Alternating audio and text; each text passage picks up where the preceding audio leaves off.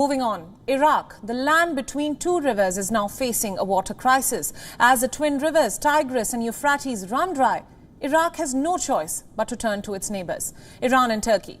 But with rising needs, these neighbors want to keep water resources to themselves. A water war is on the cards. Here's a report. Water, water everywhere, nor any drop to drink. These famous lines by Samuel Taylor Coleridge ring true for Iraq.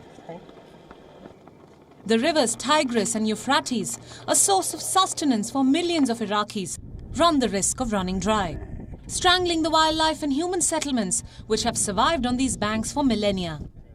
With freshwater flows already weak, vegetation has now withered, and farmers are bearing the brunt of it.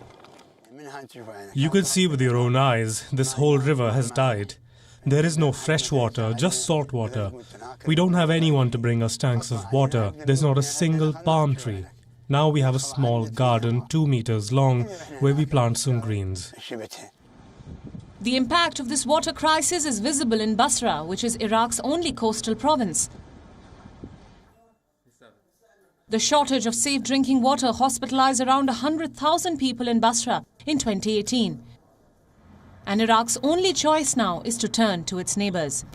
And the country now relies on water-sharing deals with Ankara and Tehran. Talks with Turkey over the enormous Ilisu Dam on the Tigris were suspended for 2 years earlier and resumed in May when Iraq's new cabinet came to power. The other neighbor, Iran, is sharing water, but sparingly so. Iran closed off Karun, reaching Shatt al-Arab was coming from there. Turkey is also only giving us a small amount of water, and they might shut off fresh water too. So the seawater is coming into Shatt al-Arab and nearly reaches Basra. The trees, the henna plants, the palms are all gone. All we have are small sprouts.